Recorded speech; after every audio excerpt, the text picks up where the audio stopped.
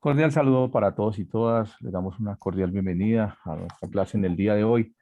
La clase pasada nosotros estuvimos trabajando o empezamos a tener un acercamiento hacia las pastorales especializadas. Recuerden, trabajamos la pastoral del trabajo, la pastoral de la salud y también estuvimos trabajando la pastoral de libertad y justicia con invitados especiales. Fue una sesión muy hermosa. Los que no pudieron asistir por X o Y circunstancias, los invito a que vuelvan sobre el video porque hay cosas bien interesantes sobre este tipo de pastorales. Continuando en esa línea, estamos como socializando los diferentes tipos de pastorales o cómo la Cáritas se hace presente en medio de todas de todos los colombianos. En el día de hoy, entonces, vamos a estar trabajando o tener un acercamiento a la respuesta humanitaria integral y al tema de la protección. Para ello, tenemos como invitado a Pablo Pérez, es especialista en Secretariado Nacional de Pastoral Social Cáritas Colombiana. Le damos una bienvenida a Pablo. Hola, buenas noches a todos. Muchas gracias pues por estar acá conectados a esta hora, a ustedes por la invitación, Miguel, y bueno, con mucho gusto trataremos y siendo muy respetuosos con el tiempo, ¿no? De transmitir un poco lo que estamos haciendo desde el Secretariado Nacional de Pastoral Social, Cáritas Colombiana, la respuesta humanitaria en los diversos contextos de esta crisis mixta tan compleja que tenemos en Colombia. Gracias.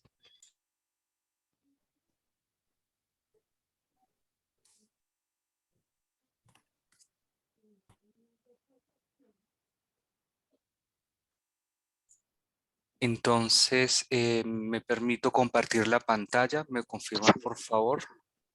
Eh, para dar inicio cuando se esté viendo, sí. Sí, profe, ya. Perfecto, gracias. Profe, qué bonito. Todos somos agentes bien de pastoral, pero sí, súper chévere. Eh, bueno, en una época sí ejercí la docencia de 13, 14 años a nivel universitario. Entonces, bien, en la noche de hoy vamos a revisar un poco esto de la respuesta humanitaria que estamos haciendo nosotros desde el Secretariado Nacional de Pastoral Social, desde nuestra comunidad de protección. Somos una organización que pertenece a la Conferencia Episcopal de Colombia. Yo soy abogado, soy especialista, socio jurídico y de protección. Trabajo específicamente en un programa que se llama Programa de Atención a favor de personas solicitantes de asilo, refugiados, apátridas, retornados, personas con riesgo de apatridia y cualquier otra persona con necesidades de protección o de interés para nuestro programa.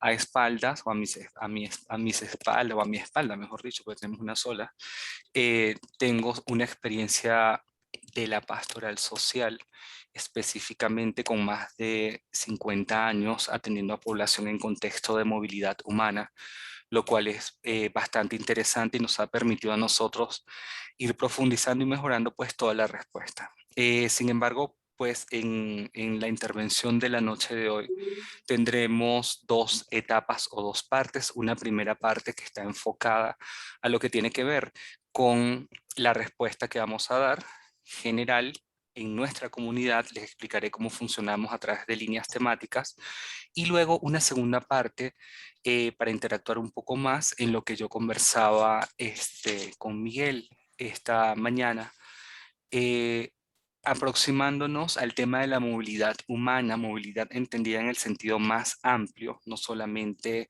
migraciones internacionales, sino también el desplazamiento y las realidades que tenemos en Colombia, para quizás de alguna manera aplicar aquello que nos decía el año pasado el Papa Francisco, de conocer para comprender.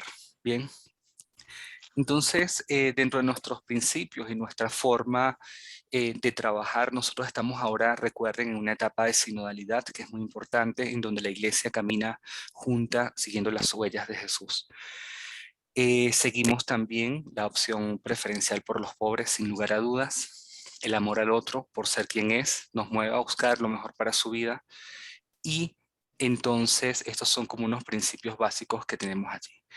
Las ideas rectoras de la comunidad de protección, es decir, el conjunto de personas en general de la pastoral social que trabajamos en esta área específica, nos regimos por una idea rectora fundamental, que es potenciar las capacidades de resguardo en las comunidades y organizaciones a través de la promoción de la dignidad y de la solidaridad. ¿Cómo hacemos esto? Esto lo hacemos a través de un acompañamiento preventivo, formativo, de incidencia y de respuesta. Todo esto está orientado, desde luego, desde nuestra estrategia de intervención institucional, que no es algo aislado, sino que se basa en una continuidad de procesos. Tenemos unos enfoques orientadores muy claros, un enfoque de derechos, uno de protección, el diferencial, el psicosocial y el sensible al conflicto y el de acción sin daño. La integralidad entonces del proceso nuestro se centra en la necesidad de que las comunidades reconozcan los principales factores de riesgo, identifiquen las amenazas y su nivel de vulnerabilidad para el desarrollo de capacidades para afrontar las situaciones de riesgo que se le puedan presentar. Nosotros tenemos una serie de principios base que vienen de la doctrina social de la Iglesia, y esto es muy importante, que son la subsidiariedad, la solidaridad, la dignidad de la persona, la opción preferencial por los pobres, la defensa de la vida y los derechos humanos. Recordemos que nuestra labor siempre es complementaria en materia de respuestas, porque pues al fin y al cabo el principal responsable siempre es el Estado.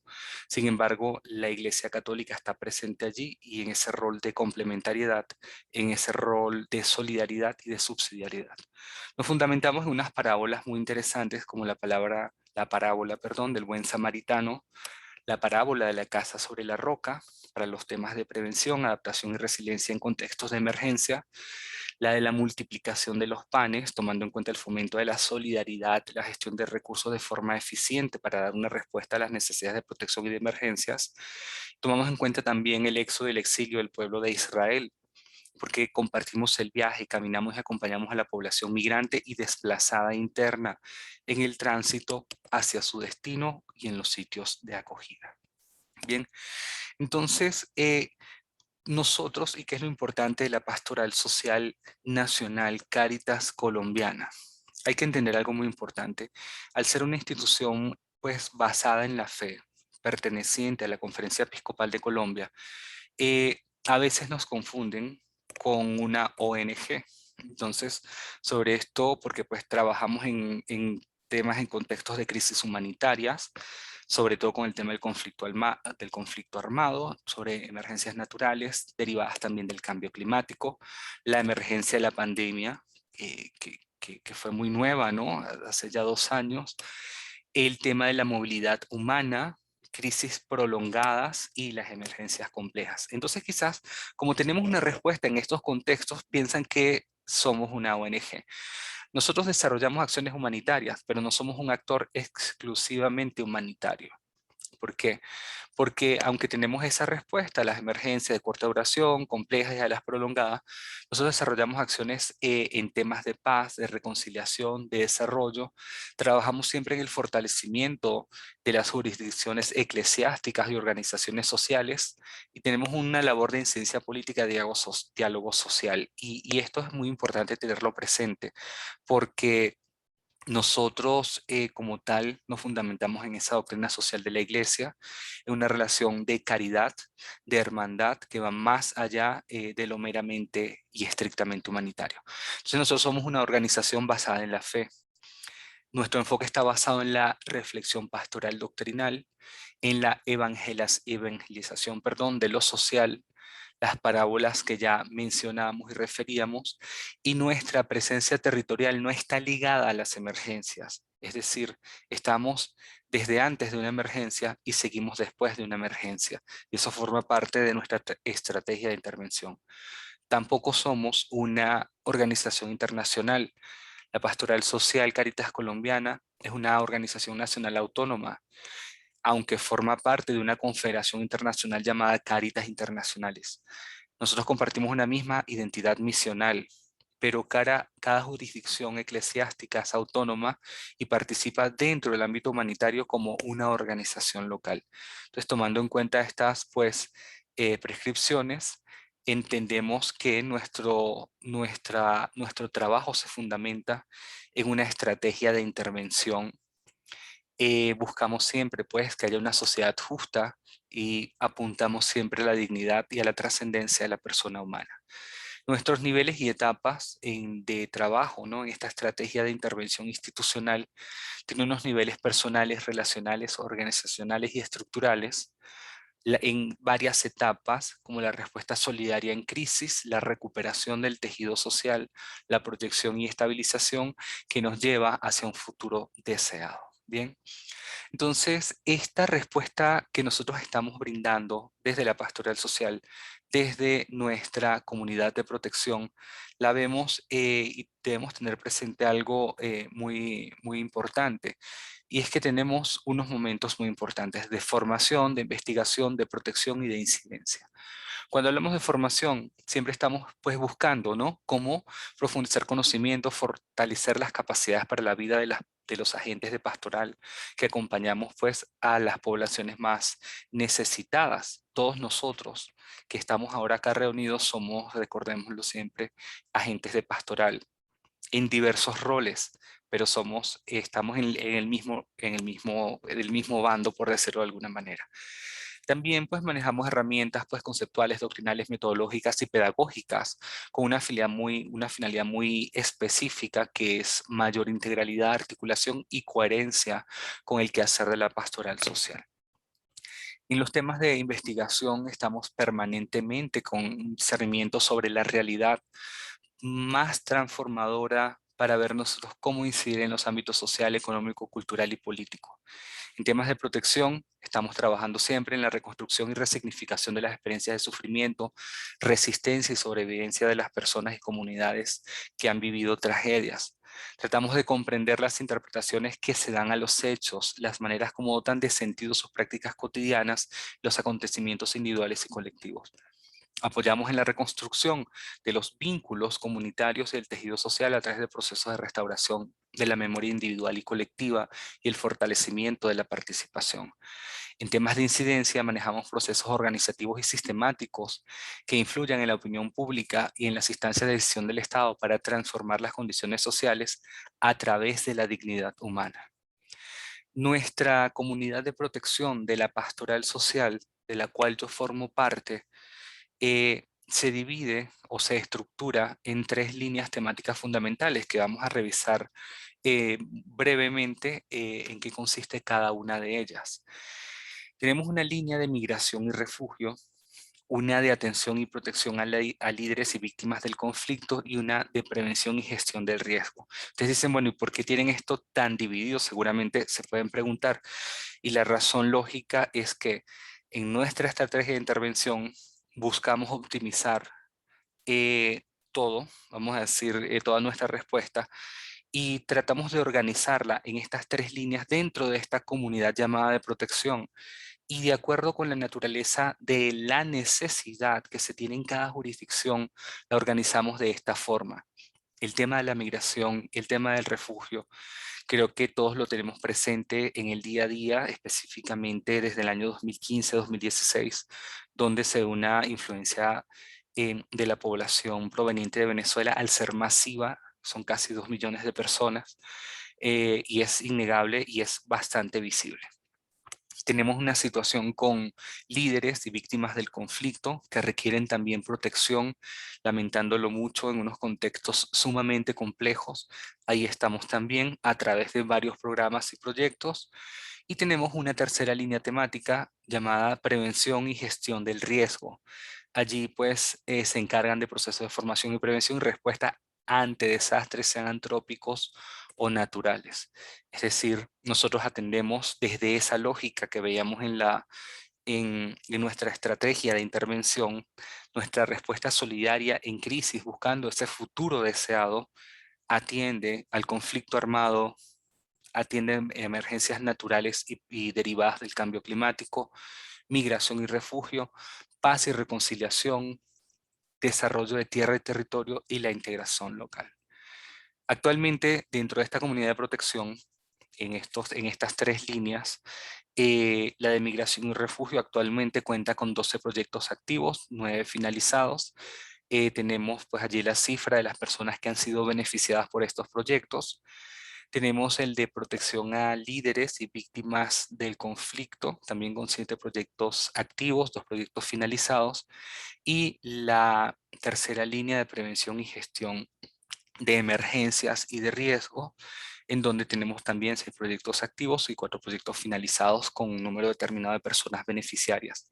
Todo esto no lo hacemos exclusivamente nosotros, lo hacemos siempre en trabajo articulado con las jurisdicciones eclesiásticas.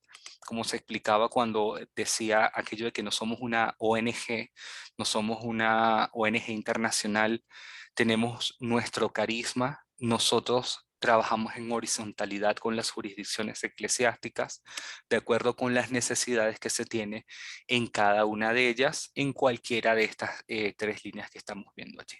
Bien, de nuestra línea temática, como hemos avanzado en el trabajo, pues siempre estamos buscando estrategias para generar una mayor articulación. Hemos desarrollado ejercicios de reflexión para integrar la estrategia de intervención que he mencionado ya en varias oportunidades a través de los enfoques de trabajo para ayuda humanitaria, protección a líderes, defensores de derechos humanos, migración y refugio, siempre buscando como objetivo principal generar acciones de prevención que complementen las acciones de respuesta a emergencias.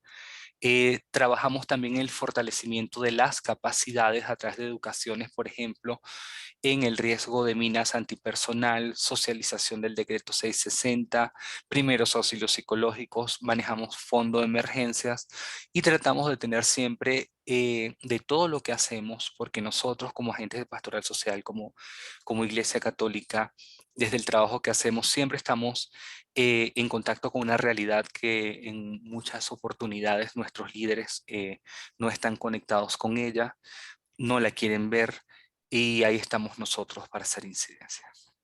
Entonces, esa estructuración compleja de esa respuesta que da la pastoral social, la podemos ver quizás en este gráfico, que es bastante diciente, ¿no?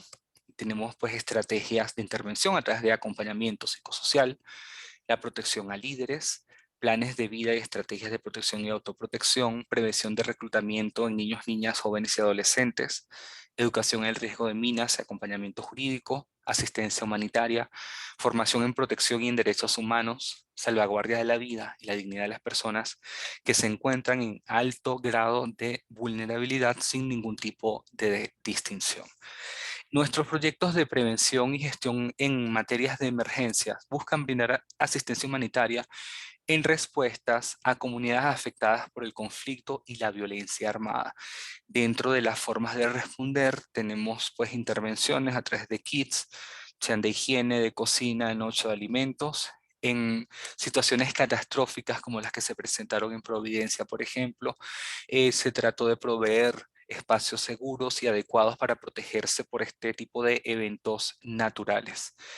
Eh, Dentro de esta línea se maneja el Servicio Nacional de Emergencias de la Pastoral Social, que lo que busca es una optimización de los recursos con el fin de llegar de manera rápida y oportuna a las personas más vulnerables por medio de una ayuda humanitaria que se presta por medio de este servicio de emergencias. Consiste en una asistencia dentro de los primeros 15 días en donde las personas se ven afectadas por algún tipo de emergencia de cualquier origen o de cualquier tipo. Bien, y esto también viene acompañado de una campaña, ¿no? Pues de recolección de fondos que se hace todos los años.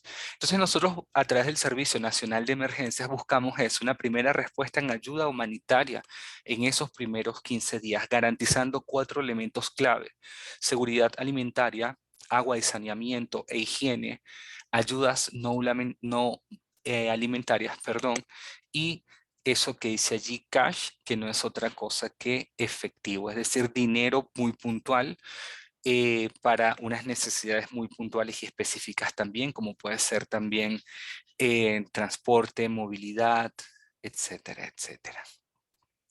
La respuesta de emergencia, entonces, esta estrategia busca la consecución de recursos económicos a través de proyectos, incluyendo fondos para atención a emergencias.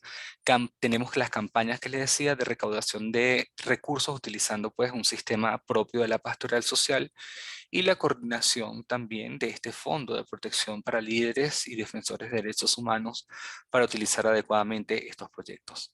¿Cómo hacemos entonces todo esto? Nosotros nos enfocamos en proyectos dirigidos a fortalecer las capacidades de las Cáritas nacionales. Tenemos unos proyectos como ese Together que ven allí, que es específicamente para fortalecimiento institucional. Tenemos apoyo pues con grupos de trabajo por Colombia, manejamos el trabajo en redes, que es muy importante porque tenemos claridad en que solos no podemos lograr todo lo que se logra trabajando en redes, sea con aliados de nuestra Iglesia Católica, por ejemplo, con la red Clamor Capítulo de Colombia, o ya pues con organizaciones a nivel latinoamericano, como la REPAN, para el tema amazónico. Estamos en diálogo siempre sobre temas de localización, diálogos temáticos sobre lo que estamos haciendo para ayudar a las personas. Participamos en grupos, equipos locales de coordinación, grupos interagenciales de flujos migratorios mixtos, comités de gestión del riesgo y del desastre. Entonces, normalmente estamos pues muy activos, ya que no nos quedamos el trabajo, tratamos también de lo que hacemos, lo que intervenimos, sacarle el mejor provecho. Les decía que tenemos una segunda línea temática para atención y protección de líderes víctimas del conflicto. Es una realidad, como les decía, repito, sumamente triste y muy compleja, y lamentándolo mucho, no ha parado, más bien se sigue incrementando. Tenemos un procedimiento claro para tener a las personas, sobre todo a estos liderazgos, estos líderes sociales que están siendo amenazados. Manejamos un correo institucional que ustedes están viendo allí. El punto de contacto por temas de seguridad y logística para esto son las jurisdicciones eclesiásticas locales o algunas organizaciones con quien se esté trabajando. Se hace una evaluación de los casos como tal, porque pues los recursos son limitados y hay que analizarlos. Se informa, el responsable informa, ¿no? Sobre el concepto dado. Si es de aprobación, se procede con un recurso según los trámites administrativos, un acta de entrega, y tratamos de que se recibe, desde que se recibe el caso hasta el desembolso, puede tardar como máximo 2 semanas. Esto no quiere decir que respondemos en 2 semanas. Esto quiere decir que, de acuerdo con el contexto y la realidad, a veces nos toca responder inmediatamente, al día siguiente, de acuerdo con la naturaleza de cada caso, porque cada caso resulta siendo único. Bien.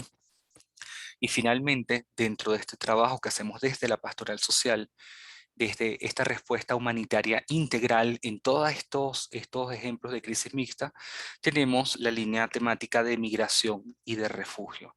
Allí nos orientamos por 4 verbos que nos dio el Papa Francisco: acoger, proteger, promover e integrar a todas estas personas. El Papa nos dice también, nos recuerda que los gobiernos deben ser prudentes y acoger a todos los refugiados que puedan ser integrados en sus respectivos países. Es decir, nos recuerda aquello que nuestra labor es complementaria, que la responsabilidad viene a ser de los estados también, y que todos los países deben hacer esto con esa virtud del gobierno que es la prudencia, porque un país debe acoger a todos los refugiados que pueda e integrarlos, educar, integrar, dar trabajo. Aquí hago una pequeña pausa, bien, de esta primera parte general de presentación de nuestra pastoral social Cáritas Colombiana, de mi comunidad de protección y de las líneas temáticas que tenemos dentro de la primera parte. Dejaré de compartir la pantalla un momento para vernos, bien, quienes puedan activar la cámara, y escucharlos también, un pequeño diálogo sobre lo que les he dicho ahora, qué les ha resonado, qué inquietudes, dudas puedan tener, y luego continuamos con la segunda parte.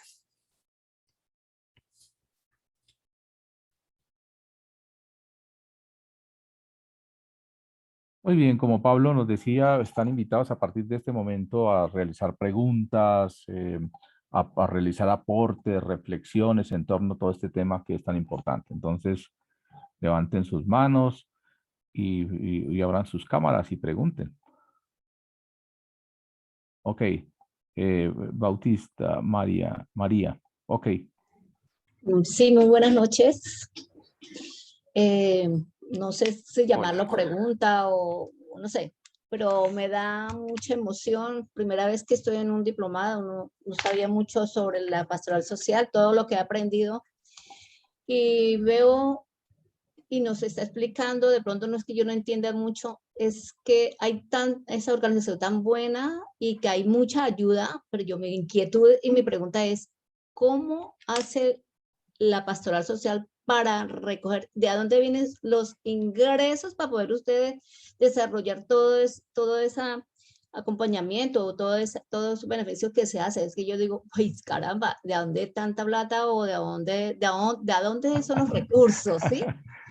Sí, esa es mi inquietud, ¿no? No Vale. sé, su ignorancia es atrevida. No, señora, nada, ni ignorancia, ni al atrevimiento siempre es bueno hacer estas preguntas, son dudas que a todos nos llegan seguramente. Nosotros tenemos una virtud, no solo nosotros, digo, la pastoral social, sino toda la Iglesia católica, que es primero un uso adecuado de todos los recursos, una virtud también, que es que tenemos o contamos con agentes de pastoral, como todos los que estamos acá, ¿cierto? Trabajamos también con voluntariado, con aportes. Entonces, los recursos provienen de diversas fuentes. Hay agencias internacionales que financian proyectos en particular, dirigidos a una línea en particular. Unos serán para migración, otros serán para refugiados, otros serán para asilados, otros para retornados, otros financian procesos o proyectos para procesos de paz. Algunos financian también para retornados, el de protección de líderes. Entonces son diversas agencias, algunas internacionales, algunos estados también, es decir, otros países que buscan pues financiar esto a través de fondos para el desarrollo, ¿no?, de nuestro país, de acá de Colombia, y pues son diversas las fuentes, ¿vale? También tenemos la campaña, como le explicaba, para el Servicio Nacional de Emergencias, de recaudación de fondos, que es muy importante, todo siempre con doble y triple, vamos a decir, auditoría y revisión. Manejamos unos estándares muy altos de transparencia, y creo que eso también es lo que garantiza de cierta manera el éxito y el reconocimiento de todos estos donantes, de estas agencias internacionales, de otras Cáritas, hermanas Cáritas de España, Cáritas de Canadá, la Cáritas de Estados Unidos, en la gestión y el uso adecuado y correcto de estos recursos, y sobre todo la maximización de cada peso que se logra pues recibir para atender todas estas contingencias.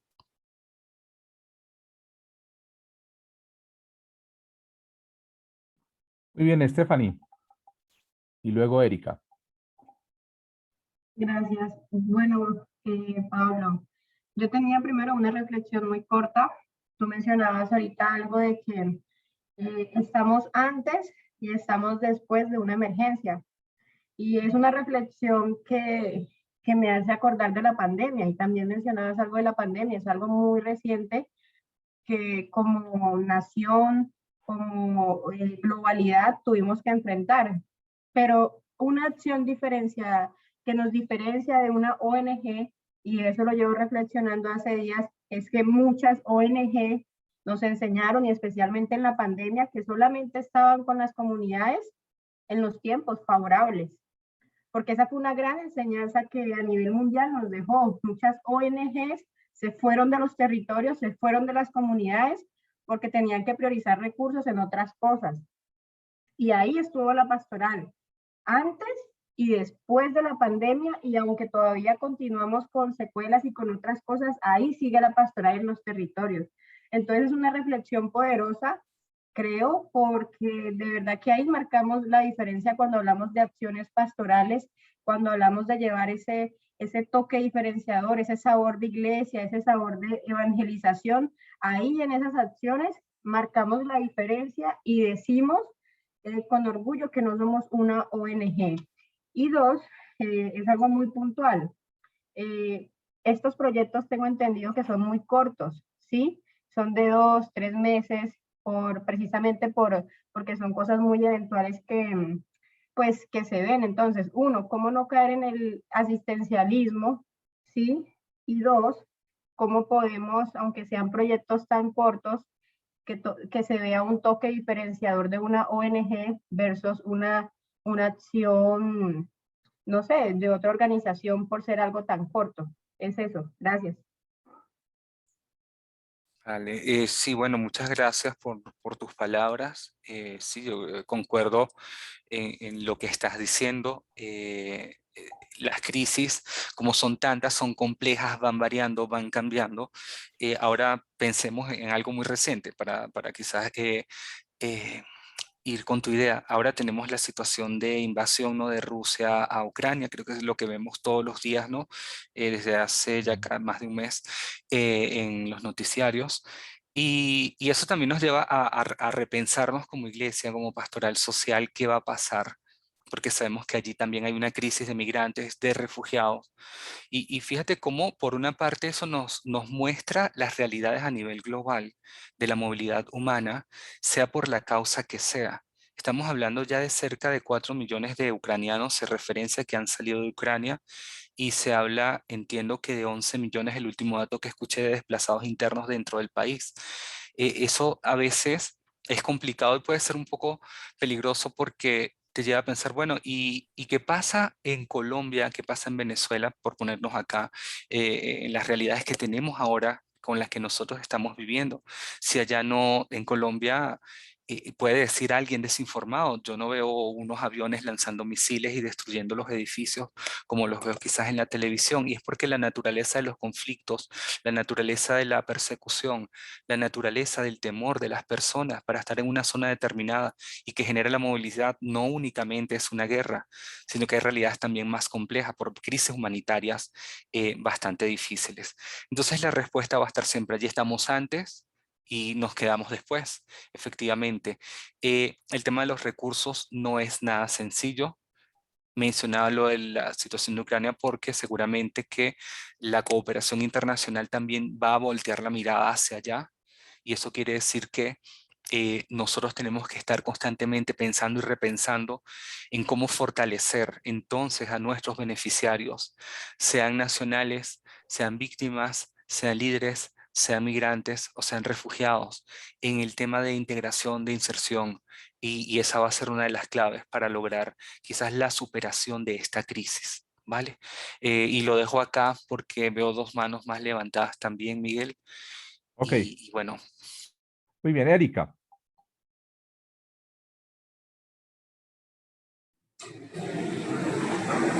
Hola, buenas noches. Bueno, agradecerles por permitirme. Quiero compartir como desde la jurisdicción eclesiástica pastoral social de la diócesis de Sincelejo. En estos momentos estamos recibiendo una intervención por emergencia, lo que comentaba el profe Pablo, por emergencia con un cooperante que se me dificulta un poco pronunciarlo, creo que es Togerter, no recuerdo, tiene un nombre raro. together, sí. Sí, Juntos, lo podemos decir en español, juntos. Juntos. Sí. Bueno, juntos, en alianza con el secretariado, Cáritas y Diócesis de Sincelejo, han entregado unas iniciativas a unas comunidades de un sector de acá de Sucre que llamamos una zona que es La Mojana. Es una zona que sufre todos los años emergencias de inundación, y este año pues no quisimos como entregar ese mercado asistencialista que se hace siempre, sino que quisimos intervenir en la parte de reactivación de la economía de 30 familias. Entonces ahí entró ese proyecto, la Pastoral Social, el Secretariado Nacional Cáritas hizo esa intervención con la jurisdicción de Diócesis de Sincelejo, y para nosotros ha sido algo muy maravilloso, al igual para la familia, porque le estamos dando una seguridad alimentaria con entrega de semillas y 210 gallinas ponedoras que ya están poniendo para reactivar su economía familiar. Bueno. Erika, muchísimas gracias, bien, por concretar todo eso que vimos quizás en esta presentación de esta primera parte. Mucha lámina, muchos cuadritos, ¿cierto, no? Pero es esto, respondemos con una lógica, con una estructura, manejamos una estrategia de intervención, apuntamos a ese futuro deseado. Que también partimos del empoderamiento de las comunidades, la transferencia de conocimientos, de oportunidades y posibilidades. La pastoral social, por eso lo que decía Stephanie, no se limita a una intervención de, mire, tome, yo le entrego algo y me voy, sino que aquí queremos dar pasos más adelante y caminar con la gente y no ver, caminar nosotros viendo a la gente. Ok, muy bien. Omar, Fabián. Gracias, Erika. Bueno, también un poco de la diócesis de Socorro y San Gil en Santander. Me emocioné muchísimo cuando comencé a escuchar que hablaban de atención a migrantes, atención a la población refugiada, retornada, pues precisamente porque es uno de los proyectos que desde la subdirección del Secretaría de Pastoral Social de la diócesis estamos tratando de articular. Tenemos una situación bastante difícil aquí en San Gil y en la diócesis, porque a nosotros nos corresponde una parte del corredor migratorio santanderiano, porque nos corresponde desde límites con Bucaramanga hasta los límites con la diócesis de Vélez, en Barbosa, toda esta parte de la Vía Nacional. Y San Gil se ha convertido en un asentamiento muy grande de población migrante venezolana, ya refugiada propiamente. Entonces, dos cosas. Uno, es una tarea admirable la que está haciendo Cáritas en esta parte de atención a los migrantes, precisamente porque ya corre riesgo. Aquí nosotros hemos estado un poco articulados con Migración Colombia en la parte de la regularización de la población migrante por medio de la entrega del PPT, del permiso de protección temporal, y ya se nos ha venido un poco encima la comunidad colombiana con brotes de xenofobia, atacándonos de una forma bastante difícil. No solo hemos recibido ataques por parte de la comunidad colombiana, sino incluso por parte de migrantes venezolanos que no tienen intenciones buenas. En días pasados, en una jornada en la que estuvimos participando, incluso tomaron casi que de rehén a uno de los funcionarios de Migración Colombia con los que estábamos trabajando. Entonces es una tarea dura, es una tarea difícil, pero pienso que también al mismo tiempo es una tarea que se requiere hacer, porque hoy, por ejemplo, en la misa crismal, el señor obispo nos decía, hay realidades y necesidades que son urgentes y requieren de una respuesta inmediata. Y pienso que esta tarea de la parte de migración, más concretamente con el hermano país de Venezuela, es una necesidad urgente y que requiere una respuesta ya, porque o sea, podemos mirar dos cosas. Uno, que hay mucha gente venezolana ya viviendo en Colombia y que ciertamente eso genera dificultades a nivel socioeconómico, político, cultural, incluso espiritual dentro de la comunidad colombiana, pero también desde la misma conciencia que tenemos de que estos hermanos nuestros son igualmente hijos de Dios, son igualmente hermanos, necesitan de nosotros. Entonces, pienso que es un arte demasiado necesario aprender a articular precisamente eso, la atención humanitaria con ellos, que son hermanos nuestros, que requieren de nosotros, pero también la toma de conciencia por parte de la comunidad que los acoge.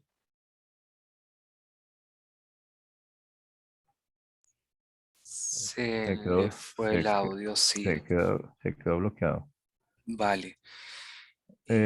Rosa Elena, mientras aparece Fabián nuevamente. Bueno, qué interesante me ha parecido esta noche. De verdad que amplió mi información, mi conocimiento y sobre todo mi aprecio, y dando gracias a Dios por permitir que nuestra Iglesia Católica también permanezca así en esta pastoral o esta acción evangelizadora. Mi experiencia, compartirla, que también lleva inquietudes, interrogantes, porque Yo estoy en la frontera con el Ecuador y Ipiales, la diócesis, y mi tarea en mi misión específica es acompañar los procesos de migrantes y refugiados. Y ahora no solamente es el venezolano, es inclusive migración intercontinental. Mi trabajo pues no es dar ni siquiera decir yo les voy a ofrecer porque comida eso o ropa, sí es necesario porque son muchísimas las necesidades de los migrantes que pues dan verdaderamente, decir que uno se conmociona, se sensibiliza, a veces toca llorar internamente porque uno tiene que aparecer fuerte frente a ellos que se deshacen pues en situaciones tan difíciles. Los migrantes, los que caminan. Entonces la pastoral social de la diócesis tiene abierto bastante amplitud de esta actividad. Lo que quiero decir que no solamente es el proyecto de dar de comer, porque están todos los hoteles, los refugios para ellos. Son cada hotel 150, 160. Bueno, sabemos que hay ¿cómo se dice? Una organización plena para todo eso. Pero lo que quiero valorar es, y que ojalá todos pudiéramos potenciar eso, es la escucha. La escucha a la persona, sí creo que eso tenemos grandes vacíos. Porque es posible que nos contentemos con dar una ropa, cubrirlos, eso son obras de misericordia grandes, pero que los sentemos a escucharles, de verdad, en esta escucha ahora más que nunca sinodal, es algo tan consolador, tan formativo y verdad tan evangelizador, que aquí en la diócesis hemos puesto las salas de escucha en cada albergue. Y creo que eso debiéramos tenerlo también presente dentro de la articulación de las diferentes ayudas económicas, financieras, pues también, como no, ayudar a la parte de sí, psicosocial y espiritual. Muchos de ellos necesitan ser escuchados porque se les puede dar algo temporal, pero también me asalta una inquietud en todo el tiempo que llevo yo, los 2 años que voy llevando, acompañando, sobre todo es que muchas personas y muchísimas lo han tomado ya como, ¿cómo se diría ahí? Que yo voy y vengo y en cada ciudad y en el país, yo vivo de eso, vivo de migración, porque personas que vienen de aquí, retorno, desde Argentina y hasta que suban a Estados Unidos, porque es el sueño. Entonces, pues también, aunque a mí se me corrige y me dicen, no tenemos que ver si lo necesitan o no lo necesitan, lo que a nosotros nos corresponde es ayudar y humanizar, ¿no? Pero a mí sí me asaltan esas dudas de pues no sé, cómo catalogarlo, ¿ves? Pablito. Sí, señora. Bien, tocas muchos elementos, muchos puntos clave. Recuerdo un poco lo que decía al principio, en la primera intervención, creo que fue María Arlendi, ¿sí? Los fondos, el recurso, y esto lo relaciono con lo que tú estás diciendo ahora. Parte de nuestra labor como agentes de pastoral es trascender eso. Es el mero asistencialismo por asistencialismo, porque mal manejado termina generando acción con daño, y es uno de nuestros principios fundamentales en el trabajo. Entonces, caminar de la mano con las personas es la clave de esto. La diferencia la marcamos cada uno de nosotros. En una oportunidad, en otra intervención, me preguntaba una señora, ¿cómo hago yo para ayudar a los migrantes que veo en mi barrio si no tengo un proyecto, si no tengo los recursos? Y yo le decía, mira, es que no, a ver, tiene que haber una respuesta por contexto de emergencia, claro que sí, para lograr una estabilización. Sin embargo, entregar una bolsa con comida, entregar un plato de comida que no deja de ser necesario, no deja de ser importante desde la caridad, pero hacer meramente esa acción no va a trascender. La trascendencia la damos nosotros, la redignificación de la persona, ese trato humano, cuando hablamos con esa persona, para que en ese diálogo que entablamos sumamente sencillo, se autorreconozcan como persona humana, se redignifique, se eleve es parte de nuestra labor y es lo que va a marcar la diferencia en muchas oportunidades, más allá de la cantidad de todos los recursos que tú puedas tener. Tú ves las grandes agencias internacionales, camionetas pesadas, blindadas, chalecos, Sí. antibalas, o sea, todo un aparataje. Pero no se da el paso siguiente y esa va a ser la clave para la inserción. Y tú mencionas algo muy importante y lo mencionó el padre Omar Fabián, el tema de las comunidades de acogida. Nosotros no podemos dejar de un lado a la comunidad receptora. La comunidad de acogida es clave porque ahí es donde están llegando. Son realidades Ujú. sumamente complejos. Entonces, tenemos que enfocarnos también en la integración. El Papa Francisco, y yo lo repito mucho, decía para la Jornada Mundial del Migrante del año pasado, él conjuga mucho los verbos y él decía conocer para comprender, para poder Sí. caminar juntos. Él tenía un lema, que estamos en la misma barca, ¿cierto? Pero si no conocemos, no comprendemos. Entonces, nuestra labor también a veces termina siendo de puente entre la comunidad de acogida y la comunidad Perfecto. migrante que está llegando o la comunidad desplazada, porque es una realidad en donde en esta crisis mixta tan compleja nos pasaba lo mismo con la población desplazada en ciertas, sobre todo en las ciudades, ¿no? En estos barrios periféricos de las grandes ciudades de Colombia, se estaban presentando las mismas situaciones. Entonces también invitamos siempre a recordemos qué se hizo y qué se sigue haciendo con las personas víctimas del desplazamiento interno, a dónde están llegando, con quién están llegando y cómo estamos apoyándolas para su integración, porque es una realidad que se está dando, solamente que ahora cambió el actor, dejó de ser un desplazado interno, se sumó uno más, que es el migrante Ujú. internacional, y efectivamente tenemos una crisis cada vez más compleja, lo vamos a ver ahora en la segunda parte, porque Colombia no es lo que se piensa en el común general de que solamente es migración venezolana, sino que tenemos diversas crisis, tuvimos una reciente a finales del año pasado con los haitianos, bien, que Exacto. ingresaban desde donde estás, desde allá, y entraban por el sur de Colombia con destino hasta Necoclí para irse pues por la selva del Darién con el fin de llegar a Estados Unidos.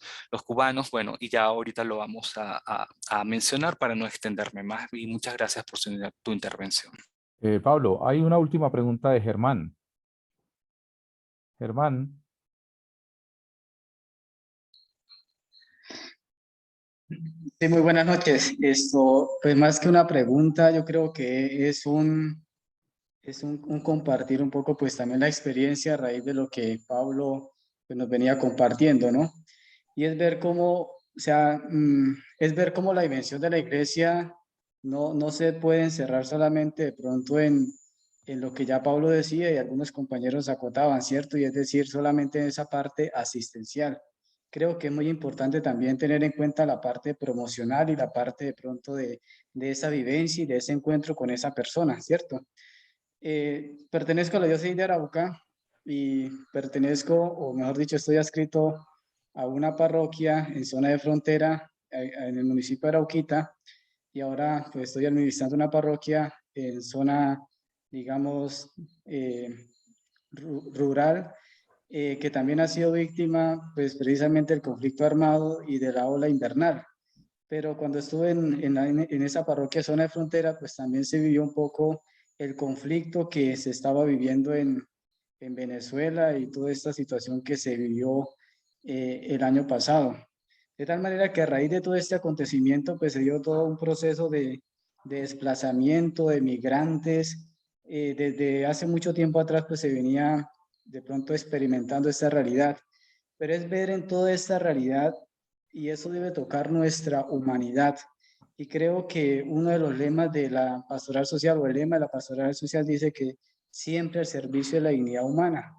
Y yo creo que eso no se nos puede olvidar a nosotros como ministros y también como agentes laicos, miembros de la pastoral. O sea, siempre al servicio de la dignidad humana. Y yo creo que todos estos proyectos deben ayudar a eso, a acompañar, a brindar ayuda, pero también a estar ahí en esa parte asistencial, promocional, pues de aquellos que lo necesitan. Y lo digo desde la experiencia de pronto que hemos tenido pues como parroquia y también pues atender pues mediante muchos proyectos a aquellos que han sido víctimas del conflicto, de la violencia, de la ola invernal, toda esa situación de migración desde Venezuela a Colombia y todo ese proceso. Creo que que eso nos debe tocar el corazón. Y ya Pablo lo decía también en la parábola del buen samaritano, y me ponía a pensar precisamente en esa parábola. Y creo que ahí se resume de pronto nuestra acción social. ¿Por qué? Porque el buen samaritano se encuentra con aquel que ha sido golpeado y de pronto flagelado. Pero no solamente se encuentra y lo ve y sigue, no, sino se encuentra, lo ve, cura sus heridas, lo venda, lo levanta, le presta su cabalgadura, lo sube en ella y lo lleva hasta un posadero. Es más, no solamente cumple con la tarea de llevarlo y dejarlo ahí, sino que después paga al posadero y le dice: a lo que gastes de más, al regreso yo respondo. Y yo creo que esa es nuestra acción también. Y no solamente de pronto ya lo que Pablo decía, y también lo decían algunos compañeros, no solamente llevarle el mercadito y bueno, listo, aquí está el mercadito, y bueno, tan bueno el padre, tan bueno el diácono, el seminarista, la gente pastoral, qué sé yo, sino que también podamos decir: oiga, vamos a ir a visitar cómo siguió esta familia, cómo vamos a ir de pronto a hacer de esa oracioncita, acompañar o algo. Entonces era de pronto como para apuntar eso y ver que la dimensión de la iglesia y la dimensión social pues no se queda de pronto en dar, sino que también va un poquito más allá. Ver un poco eso. Vale, muchísimas gracias por tu intervención, Germán. Pues muy enriquecedora y termino yo, siempre lo diré, en estos espacios aprendiendo más de lo que quizás pueda aportar. Entonces, Miguel, pasamos a la segunda parte. Eh, entonces, esta segunda parte se desarrolló con la intención de mostrar, ya les voy a compartir nuevamente la pantalla, esto que ha impactado, ¿no? Te estábamos diciendo, bien, ¿qué pasa con la migración y el refugio? ¿Qué pasa con la movilidad humana? Y es que la movilidad humana es sumamente compleja, nos llena de retos acá en Colombia.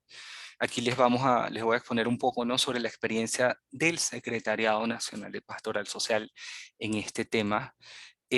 Hablamos de la migración y el refugio. Creo que en las intervenciones que he escuchado, creo que había un punto en común, y es el tema de la migración, porque está allí. Entonces tenemos que entender, bueno, qué es esto de la movilidad humana en Colombia, cómo la hemos vivido a través de los tiempos, cómo reconocemos que esto ha tenido una influencia en nosotros, ¿no?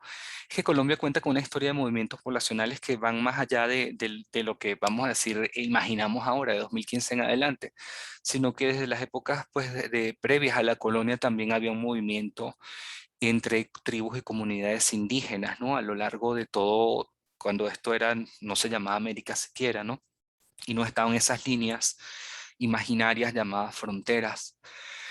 Ya en Colombia como tal, empezamos, bueno, no se llama Colombia todavía, ¿no? La migración de la población francesa se conoce desde el año 1700, con algunos grupos, ¿no?, sobre la zona del Urabá, la subregión del Valle del Sinú, en el departamento de Córdoba.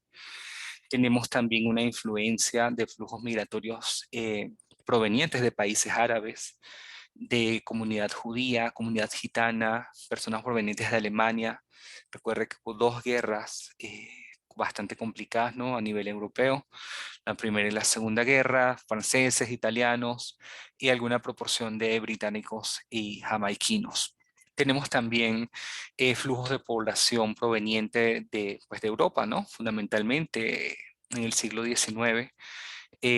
Vemos alemanes, ¿no?, en los departamentos de Santander, en Boyacá, y todo esto, cuando nosotros empezamos a relacionar cómo se ve el de tal zona de Colombia, el de un departamento, el de una ciudad, qué apellidos tienen los colombianos en las zonas de la costa Caribe, e incluso tuvimos un presidente, ¿no?, con apellido Turbay, que da razón, ¿no?, de esta influencia.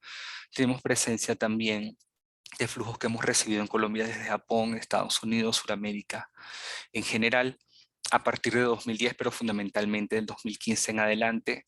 La presencia ha sido masiva, algo que pues no se veía desde Siria, se vio con Venezuela y ahora se está viendo con Ucrania, con unas cifras bastante complicadas. Ustedes ven allí que Migración Colombia y las plataformas regionales nos dicen que son cerca de 2 millones de personas.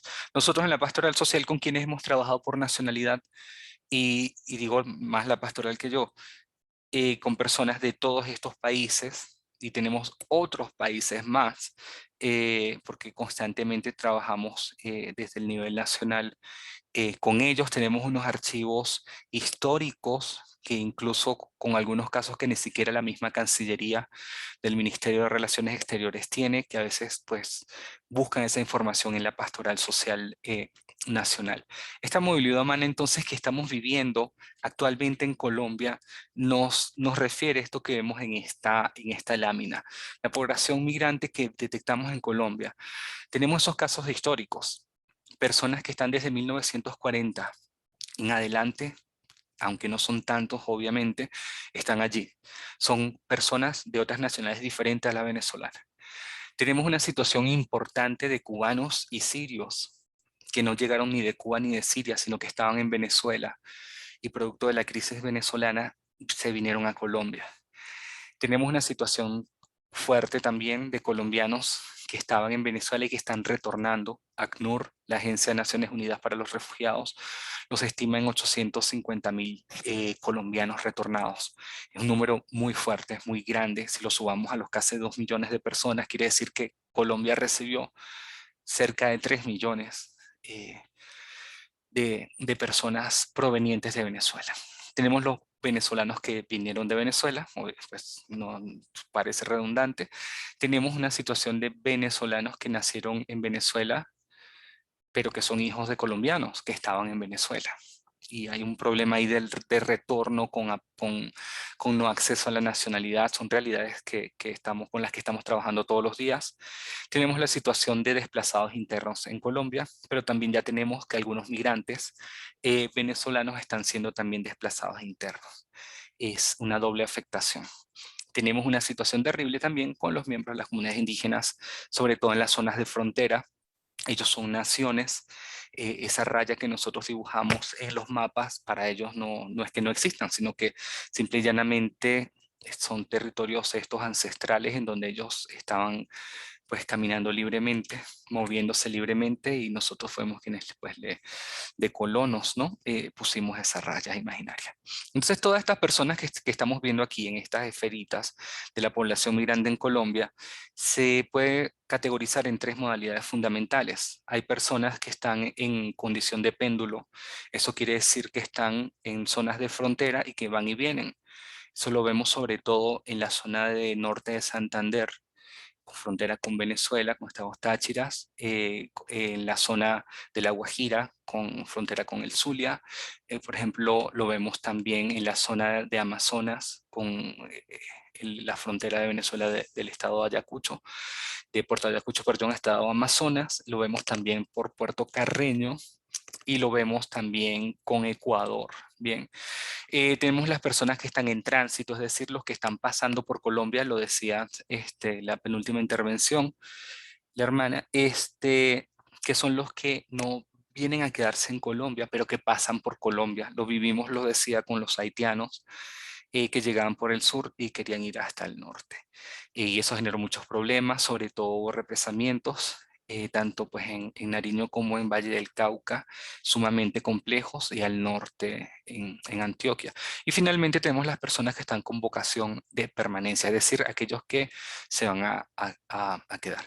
Entonces aquí voy a interrumpir unos pocos minutos para que conversemos un poco, ¿no? No hacer esto como un monólogo. Y hay 2 preguntas que quisiera hacerle yo a ustedes. ¿De qué nacionalidades son las personas con quienes ustedes están trabajando en sus jurisdicciones eclesiásticas? ¿Y qué indicaciones básicas les están dando? Esto es quizás para nutrirnos. Dejo de compartir un momento la cámara y me gustaría pues conocer sus respuestas, ¿no? Quien quiera intervenir libremente, desde luego. Bueno, ¿con qué nacionalidades han trabajado? ¿Qué retos les ha representado esto? ¿Y qué orientaciones le han estado dando ustedes desde sus jurisdicciones eclesiásticas? Rosa Elena, tienes la mano. Bueno, empezando que yo también soy fruto de ¿cómo se llama? La migración. Mi apellido, Todos, Nájar. todos Nájar, somos Nájar. migrantes y Nájar, ciertamente. Turco-libanés, dicen, bueno, cuídense mucho. Aquí con haitiano, bueno, pues ya sabemos, venezolanos, haitianos, africanos, pues, bueno, la dificultad, pues, es que muchas veces no estamos preparados anímicamente y también, por ejemplo, la dificultad en el lenguaje, ¿no? El idioma, perdón. Hay fronteras de idiomas y eso se necesita, es decir, preparar personal para eso. Y entonces, igual manera, aunque se hace un gran esfuerzo para tener las personas adecuadas, sí, es decir, para atención, capacitadas con sus profesiones de lo que esto se necesita, y las barreras del idioma son bastante significativas y de impacto. Igual manera, pues uno trata de hacer cercana a las personas, pero hay mucho miedo, mucho temor, y sobre todo en la frontera con el Ecuador existe, solamente aquí, creo que pues es hasta acá, hasta Necoclí, esos, ¿cómo es que llamamos los que explotan a los migrantes? Redes de tráfico de personas y de Sí, trata. pero hay otros que formaron aquí una organización bien, pero bien unida. Bueno, los que los dicen que los llevan hasta tal parte y que los abandonan y Los los dejan. coyotes, ¿será? Coyotes, aquí Vale. hay mucho de eso, y también eso surte un gran riesgo también de seguridad a la ciudadanía, confrontación también, y sobre todo también para nosotros como personas. Yo he experimentado encuentros fuertes entre los mismos ellos, con amenazas, a veces inclusive con heridos, cuando no se maneja muy bien el idioma, comprender su cultura, siempre es bien complicado. Ahí les dejo para orar mucho. Gracias. Muchas Ok. gracias. Bien, Ve- sí, es un reto. Perdona, Miguel, pero para no perder una idea que deja Rosa, que creo que todos debemos tener clara, y es que las redes de tráfico, de trata y tráfico de personas, los traficantes de personas, seres sumamente inescrupulosos, personas sin empatía, es una realidad que está allí y es una realidad semi-invisible porque no la percibimos en esos grupos de caminantes, migrantes caminantes, sí, por lotes o por grupos familiares o grupos de diversa naturaleza, sino que la trata y el tráfico está allí, trata de ser siempre oculta y no visible, es su intención. Perfecto. Y es algo que tenemos que siempre estar alerta. Simplemente como información, dentro de nosotros como agentes de pastoral hay redes especializadas de la misma Iglesia Católica, como la red Tamar. Son diversas congregaciones también de religiosos y religiosas Qué bueno, que qué trabajan bueno. específicamente con el tema de la trata. Gracias. Bueno, gracias. Gracias. Ok, Cruz Belinda.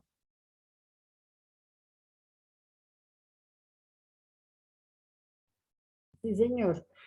Bueno, aquí como quería conocer al profesor Pablo, aquí estamos en Pamplona, norte de Santander, y como decía nuestro compañero, el padre Omar Fabián, aquí también es de migrantes. Yo trabajo con la pastoral social hace 15 meses. Y eso es lo que vemos, migrantes en péndulo y en tránsito. Van y vienen, piden ayuda, piden orientaciones ellos, incluso los que se quedan acá para también tener acceso a la educación y tener acceso a la salud. Entonces se les brinda orientación y se les apoya, tanto moral como asistencialmente, de lo que necesitan. ¿Me escuchan?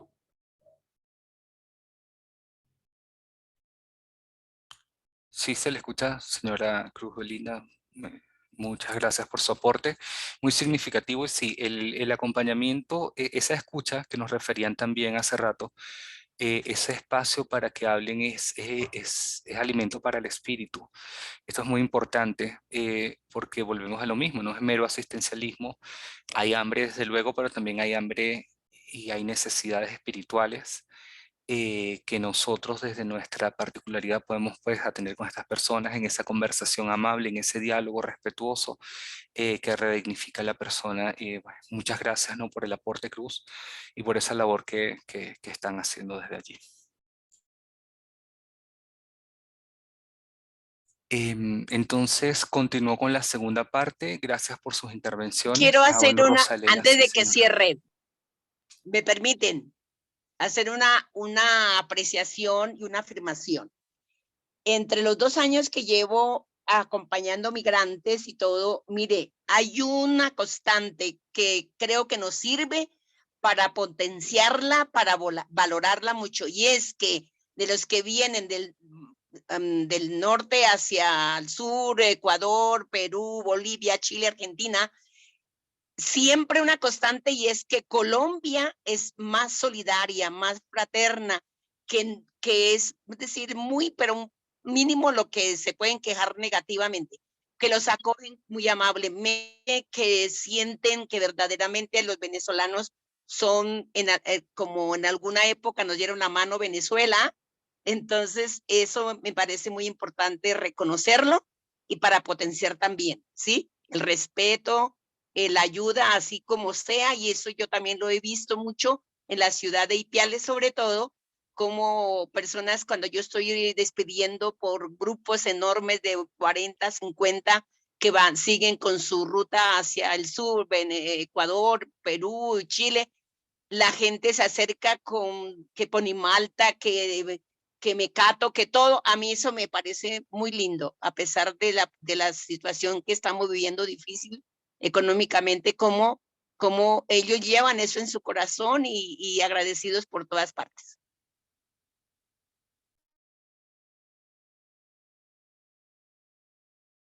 Muchísimas gracias, Rosa, por tu aporte. Sí, sí, eso es una realidad. Claro que tenemos que trabajar siempre también con el tema de la xenofobia, pero también esto va muy vinculado con la aparofobia, ¿no? El rechazo ya a la persona no por ser extranjera, sino por ser pobre. Son realidades que están también allí presentes. El tema de la discriminación, pero sí, también hay muchas buenas labores, hay muy buenas prácticas, buenas, vamos a decir, experiencias, solamente que a veces lo malo termina siendo más ruido que lo bueno. Tratemos nosotros de ser agentes también de cambio en este tema, ¿vale? Eso será clave. Entonces, mira, esto nos lleva a que con todas estas personas que están llegando desde otros países a Colombia, tenemos que entender que hablamos de una protección internacional. Toda esta información, estas láminas que hemos utilizado son para ustedes, las hicimos para ustedes, se las vamos a dejar. Estas las voy a pasar un poco rápido, por 2 razones, por tiempo primero, y segundo, porque van a tener el material y me interesa más que conversemos a que irnos a una cátedra, algo muy extenso. El tema de protección internacional, pues simplemente nos hace relación a todas las acciones que están dirigidas para garantizar pues acceso equitativo, disfrute de derechos de mujeres, hombres, niños y todas las personas de interés para nosotros, las pastorales, sea la nacional o los secretariados de pastoral social locales, de conformidad con todas las ramas del derecho internacional. Aquí hablamos ya de derechos humanos, internacional humanitario y de los refugiados, pensando en esos africanos que mencionabas, los haitianos, los cubanos, los mismos venezolanos. ¿Qué es lo importante y lo que hay que tener clave acá? Nosotros debemos entender que la responsabilidad primaria, y lo decía al inicio, es de los estados. Bien, aunque existen ONGs grandes como la OIM, Organización Internacional para las Migraciones, o como el Alto Comisionado de Naciones Unidas para los Refugiados del ACNUR, que tienen un mandato del Sistema de Naciones Unidas para intervenir, para ayudar, la responsabilidad primaria es de los estados. Nosotros cumplimos un rol complementario y de ayuda a través de acciones específicas sobre esos 4 verbos que nos da el Papa Francisco: acoger, proteger, promover e integrar. Hay unos términos básicos que es importante que siempre tengamos presentes y conozcamos como migrante, apátrida, retornado, desplazado o refugiado.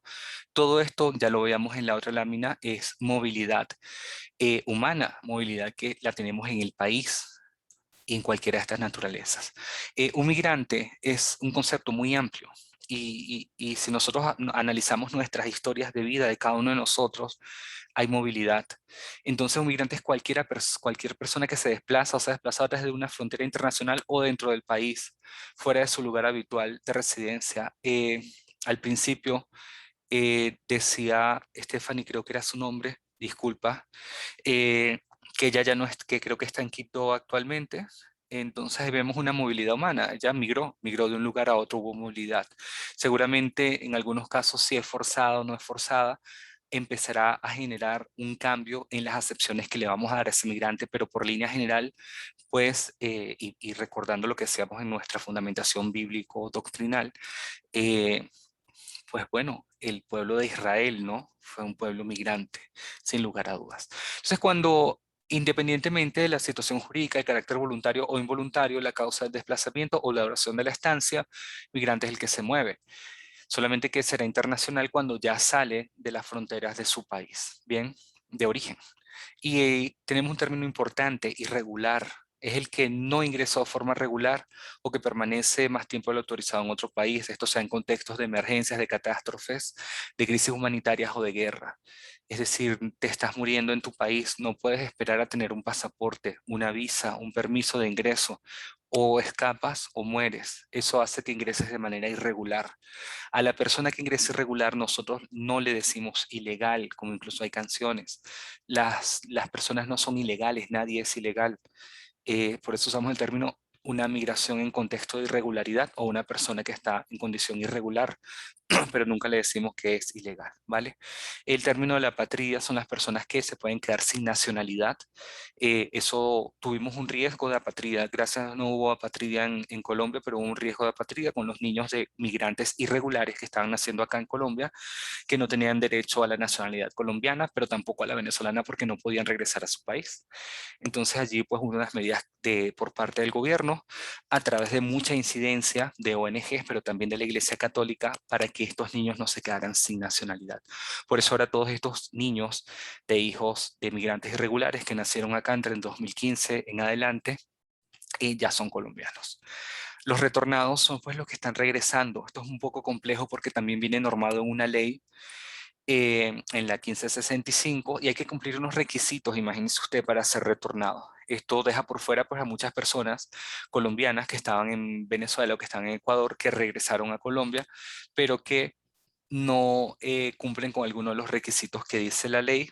Legalmente no son retornados, de verdad sí lo son, porque están regresando a su país. Sin embargo, esto es a los fines exclusivos de una norma que le concede unos mínimos derechos. Por eso es importante entonces que tengan esto claro para cuando reciban, acojan o conozcan población colombiana que estaba en Venezuela, en Ecuador o en cualquier otro país, explicarle, mire, búsquese por internet, que todo se consigue por Google, lo que es el retorno de los colombianos, qué medidas hay, qué ayudas, porque esto será importante porque pueden encontrar allí alguna forma de tener algún apoyo, así sea mínimo, para su reinserción. Tenemos la situación compleja de los desplazados internos. Ya estamos hablando dentro del mismo país. Sabemos que por diversas circunstancias, unas más violentas, otras por catástrofes naturales, pero generan estas movilidades internas.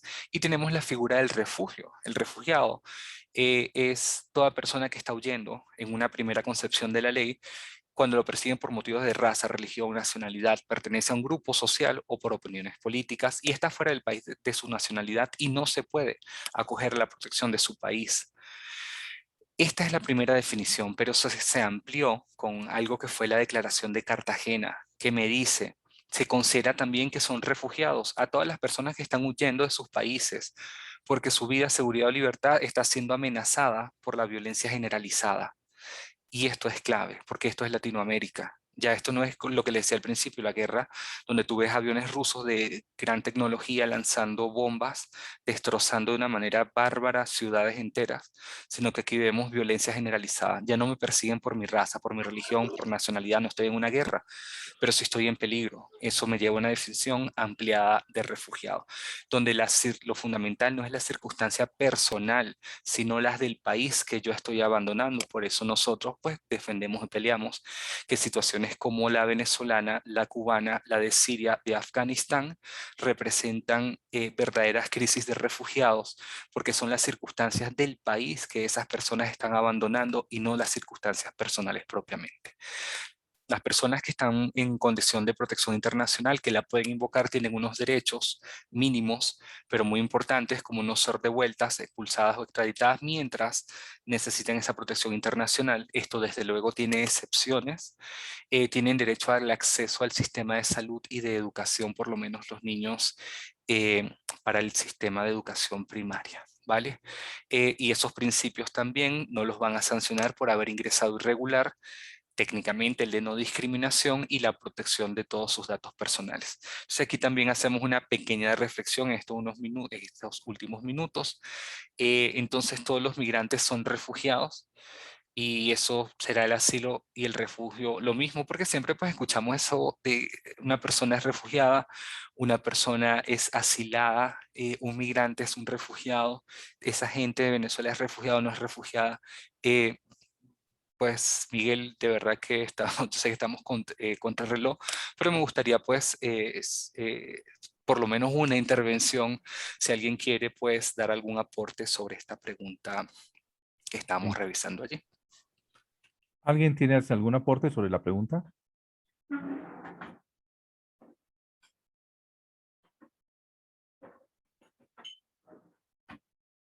Stephanie. No, fue una respuesta rápida. Yo digo que no es lo mismo un asilo versus refugiado, porque el asilo tengo entendido que es un tema más político y el refugiado creo que es persona natural y también se da por temas de violencia, bueno, por todo lo que usted mencionó. Entonces uno solicita ante la Cancillería de otro país esto, ¿sí? Pero uno lo puede solicitar sin necesidad de estar en el otro país. ¿Sí me hago entender? Entonces, eso es lo que yo comprendo. Gracias. Sí, mira que son figuras complementarias efectivamente, y es que, por ejemplo, escuchamos mucho los refugiados y los refugiados, yo soy refugiado, esta persona es refugiada. Escuchamos también mucho el contexto, bueno, ¿qué pasa con los váyase a Estados Unidos y pida asilo?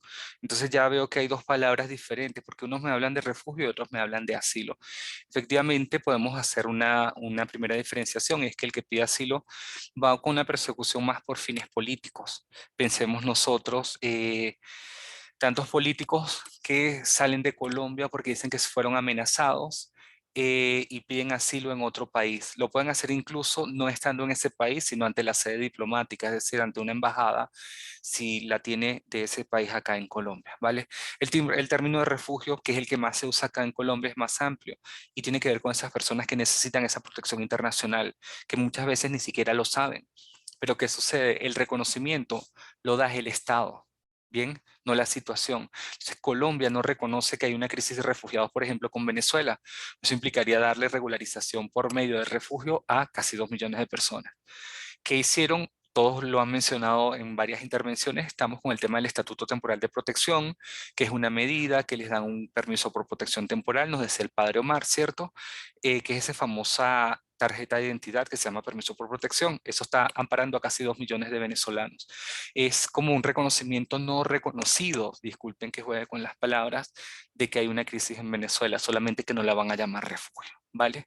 Pero en líneas generales sí, hay unas realidades sumamente fuertes. No todos los migrantes son refugiados. Esto hay que tenerlo quizás bien clave. Y ya para finalizar, les voy a mostrar una sola laminita para que nos asustemos un poco, ¿no? A esta hora y quizás nos quite un poco el sueño. Y es sobre qué se está haciendo acá con el sistema de protección. el sistema de protección en Colombia es muy complejo. Nosotros tenemos muchísimas normas. Entonces, las medidas que responden a todos los perfiles migratorios que veíamos, venezolanos, no venezolanos, indígenas, desplazados internos, hijos de colombianos que nacieron en el exterior, africanos, haitianos, etcétera, etcétera. Bueno, hay medidas de protección internacional y medidas de protección nacional. Las de protección internacional simplemente apuntan al refugio, al asilo y a las medidas contra la apatría o quedarse sin nacionalidad. Y tenemos unas medidas internas colombianas como el Estatuto Temporal de Protección para Migrantes Venezolanos a través del RUM. Tenemos sistemas de visas, tenemos el tema del acceso a la nacionalidad, tenemos una nueva ley de política integral migratoria de agosto del año pasado, una ley bellísima, pero esperemos que se pueda concretar. Entonces, todas estas disposiciones jurídicas, todo lo que está haciendo Colombia, ¿cómo las podemos ver? Ustedes ven allí una lámina con muchísima información, bastante rara. Esto realmente es una línea de tiempo. La vemos allí quizás debajo de los años. Una línea de tiempo que me está graficando desde el año 2015 hasta la fecha actual en 2022. ¿Qué tanta respuesta ha estado dando el Estado colombiano a esta crisis de movilidad, sobre todo la proveniente de Venezuela? Entonces, esto lo que simple y llanamente, más que por profundizarla, ponernos a explicar cuadrito por cuadrito, es decir, mire, así se ve medianamente parte de la respuesta de Colombia a través de leyes, decretos, circulares, resoluciones administrativas, memorándum internos, lineamientos, COMPES, etcétera, etcétera, ha tratado de solapar la situación. En la labor de incidencia que hacemos desde la pastoral social, le decimos, estas crisis, lamentándolo mucho, no son unas crisis de 1 año o de 2 años. Y esto nos refleja que el Estado colombiano ha pensado que era una situación que se iba a resolver, por lo menos la venezolana, en 2 años.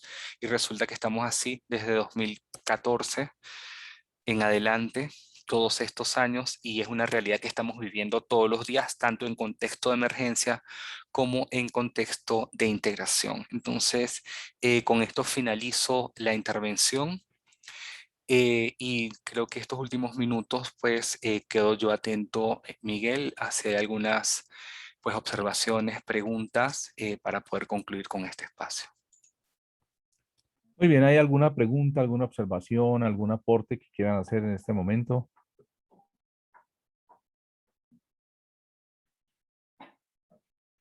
No todos.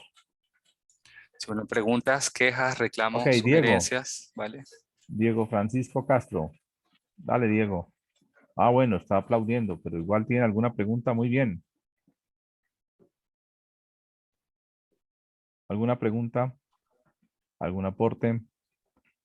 Bueno, yo solo quiero dar las gracias y pues ojalá que nos puedan reenviar todo el material, ¿cierto, Pablito?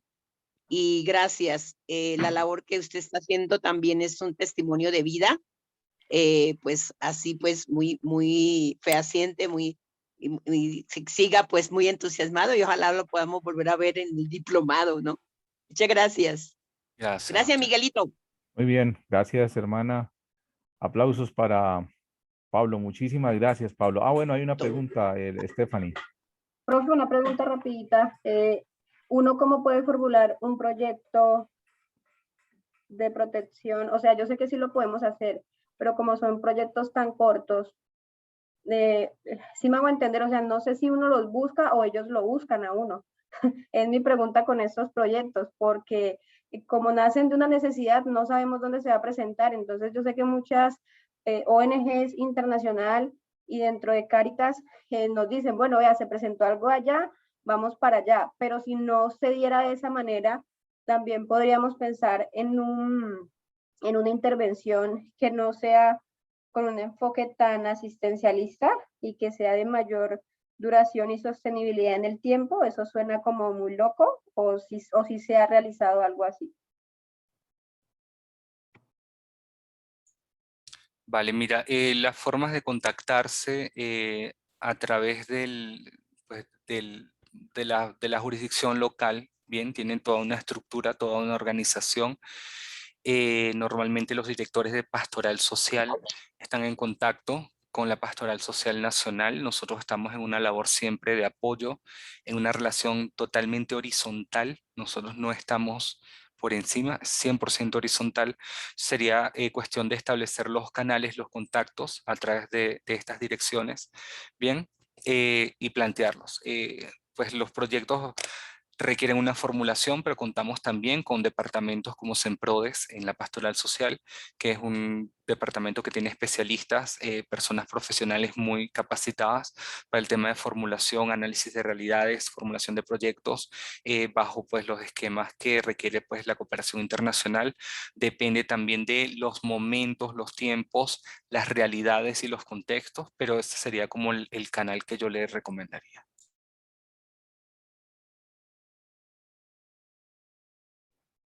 Muy bien.